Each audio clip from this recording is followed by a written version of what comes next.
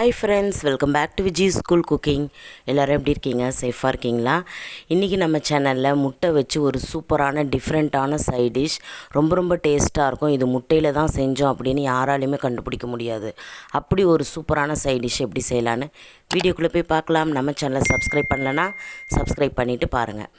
இப்போ வாங்க இதை எப்படி செய்யலான்னு பார்க்கலாம். இதுக்கு நான் ஒரு 5 முட்டை எடுத்து வச்சுருக்கேன்.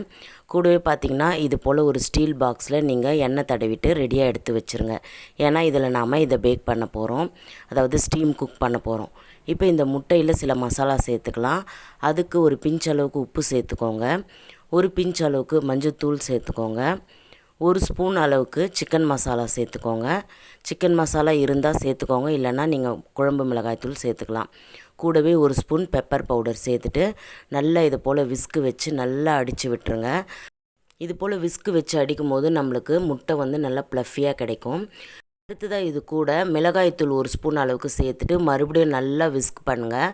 நல்லா விஸ்கு வச்சு நல்லா அடித்து விட்டால் நம்மளுக்கு ப்ளஃபியாக கிடைக்கும். அடுத்ததாக நான் ஒரு பாத்திரத்தில் எண்ணெய் தடவி எடுத்து வைக்க சொன்னல, அதில் இந்த முட்டையை சேர்த்துட்டு இதை நீங்கள் ஆவியில் வேக வச்சு எடுக்கணும். அதுக்கு இட்லி பாத்திரம் அப்படி இல்லைனா ஒரு கடாய், அதில் தண்ணி விட்டு ஒரு ஸ்டாண்ட் ஒன்று போட்டு நீங்கள் கடாயில் வேக வைக்கிறதா இருந்தால் கடாயில் இதை வச்சு ஒரு 15 நிமிஷம் வேக வச்சு எடுத்துக்கோங்க ஹை ஃப்ளேமில். நான் இட்லி வேக வைப்போம்ல அந்த பாத்திரத்தில் வேக வைக்க போகிறேன். இட்லி தட்டை நான் கவுத்து போட்டு அதுக்கு மேலே இதை வச்சுருக்கேன். அடியில் தண்ணி கொஞ்சமாக விட்டு நம்ம இட்லி எப்படி வேக வச்சு எடுப்போமோ அதே மாதிரி தான் நான் மூடிட்டு ஒரு 15 நிமிஷம் கழித்து பார்க்கலாம். கரெக்டாக 15 நிமிஷம் கழித்து பார்த்திங்கன்னா சூப்பராக நம்ம முட்டை நல்லா ப்ளஃபியாக நல்லா வெந்து வந்திருக்கு. இப்போ இதை முட்டைன்னு சொன்னால் யாருமே நம்ப மாட்டாங்க. இப்போ இதை நாம் சின்ன சின்ன ஸ்கொயராக கட் பண்ணி எடுத்துக்கலாம். இப்போது இதை நாம் கத்தி ஒன்று வச்சுட்டு சின்ன சின்ன ஸ்கொயர் பீசஸாக நீங்கள் கட் பண்ணி எடுத்துக்கணும். அதுக்கப்புறம் நாம் இதுக்கு முட்டை மசாலா செய்யலாம். இது போல் நீங்கள் சின்ன சின்ன பீசஸாக கட் பண்ணி முதல்ல எடுத்துக்கோங்க. நம்ம என்ன தான் இதில் ஆயில் தடவி இருந்தாலும் அடியில் லைட்டாக ஒட்டி தான் இருக்கும். அது பரவாயில்ல, நீங்கள் பீஸ் மட்டும் எடுத்துகிட்டு அடியில் ஒட்டி இருந்ததை நீங்கள் க்ளீன் பண்ணிவிடுங்க. இப்போ பார்த்திங்கன்னா நம்மளுடைய முட்டை சூப்பராக நல்லா ஸ்டீம் குக் ஆகியிருக்கு. பார்த்திங்கன்னா தெரியும், நல்லாவே வெந்து வந்திருக்கு. இப்போ இதை நீங்கள் எடுத்து ஒரு பவுலில் தனியாக எடுத்து வச்சுருங்க. அவ்வளோதான், நான் மொத்தம் இப்போ எடுத்து வச்சுட்டேன். நான் அடியில் ஒட்டிகிட்டு இருந்ததையும் எடுத்து இதிலே வச்சுருக்கேன். இந்த அளவுக்கு நல்லா பீஸ் போட்டு வச்சுக்கோங்க. எவ்வளோ சாஃப்டாக இருக்குது பாருங்கள். இப்போ இது ஒரு ஓரமாக எடுத்து வச்சிடலாம். இப்போ இதுக்கு மசாலா நம்ம ரெடி பண்ணலாம். அதுக்கு ஸ்டவ் ஆன் பண்ணிவிட்டு ஒரு பேன் அப்படி இல்லைனா ஒரு கடாய் வச்சுக்கோங்க.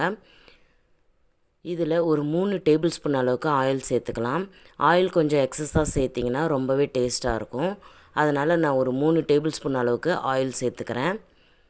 ஆயில் நல்லா ஹீட் ஆனதும் ஒரு ஸ்பூன் அளவுக்கு கடுகு சேர்த்துக்கோங்க.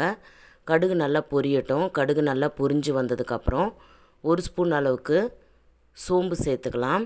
சோம்பு அப்படி இல்லைனா ஜீரகம், இது ரெண்டுத்தில் நீங்கள் எது வேணாலும் சேர்த்துக்கலாம். சோம்பு நல்லா பொரிஞ்சதுக்கப்புறம் கொஞ்சமாக கருவேப்பிலை சேர்த்துக்கோங்க. அடுத்ததான் நான் 2 வரமிளகாயை கில்லாமல் அப்படியே சேர்த்துருக்கேன். ஒரு பச்சை மிளகாயை பொடியாக நறுக்கி சேர்த்துருக்கேன். வீட்டில் குழந்தைங்க இருந்தாங்கன்னா பச்சை மிளகாயை ஸ்கிப் பண்ணிவிடுங்க.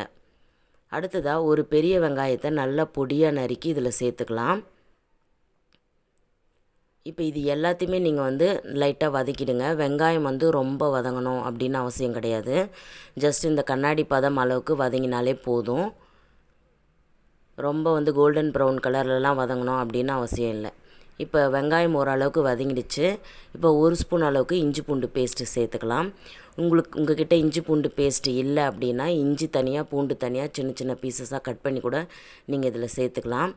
ஒரு பிஞ்ச் அளவுக்கு மஞ்சத்தூள் சேர்த்துக்கோங்க. ஒரு ஸ்பூன் அளவுக்கு தனி மிளகாய் தூள் சேர்த்துக்கோங்க. இப்போ இது எல்லாத்தையுமே நல்லா ஒரு கரண்டி ஒன்று வச்சுட்டு நல்லா கலந்து கொடுத்துடுங்க. இப்போ இதில் அடுத்ததாக பார்த்திங்கன்னா 2 ஸ்பூன் அளவுக்கு தயிர் சேர்த்துக்கிறேன். நல்லா ஃப்ரெஷ்ஷான தயிராக இருந்தால் 2 ஸ்பூன் அளவுக்கு தயிர் சேர்த்து செய்யுங்க.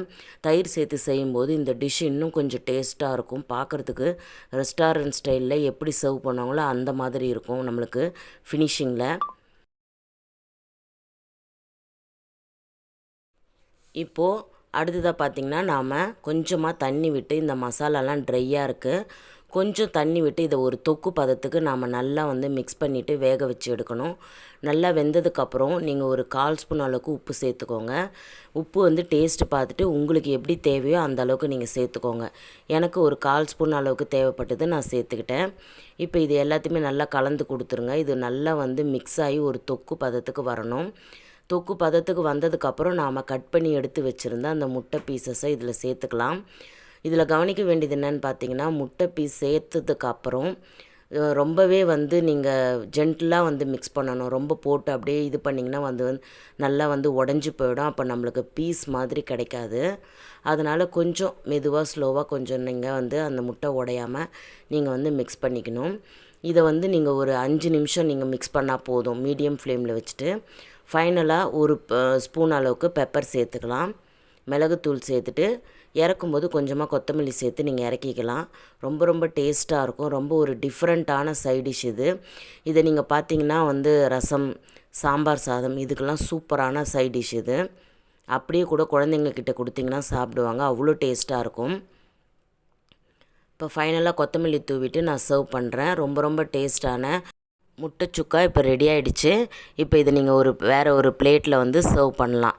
ஓகே ஃப்ரெண்ட்ஸ், கண்டிப்பாக இந்த ரெசிபி உங்களுக்கு பிடிச்சிருக்குன்னு நினைக்கிறேன். கண்டிப்பாக ஒரு டிஃப்ரெண்ட்டான ரெசிபியும் கூட. மறக்காமல் மிஸ் பண்ணாமல் உங்கள் வீட்டில் ட்ரை பண்ணுங்கள். ட்ரை பண்ணிவிட்டு கமெண்ட்ஸில் எப்படி இருந்துச்சுன்னு என்கிட்ட ஷேர் பண்ணிக்கோங்க. நம்ம சேனலில் நிறைய குழம்பு ரெசிபீஸ், இது போல் சைட் டிஷ் ரெசிபீஸ்லாம் இருக்குது. ப்ளேலிஸ்ட் செக் பண்ணுங்கள். நான் டிஸ்கிரிப்ஷனில் லிங்க்கும் கொடுக்குறேன், மேலே ஐ பட்டன்லேயும் தரேன், செக் பண்ணி பாருங்கள். ஓகே ஃப்ரெண்ட்ஸ், கண்டிப்பாக இந்த வீடியோ உங்களுக்கு பிடிச்சிருக்கும். இதுக்கு ஒரு லைக் பண்ணுங்கள், உங்கள் ஃப்ரெண்ட்ஸ் ரிலேட்டிவ்ஸ்க்கு ஷேர் பண்ணுங்கள். மறக்காமல் நம்ம சேனலை சப்ஸ்கிரைப் பண்ணி பெல் ஐக்கானை ஆலில் செட் பண்ணி வச்சுக்கோங்க.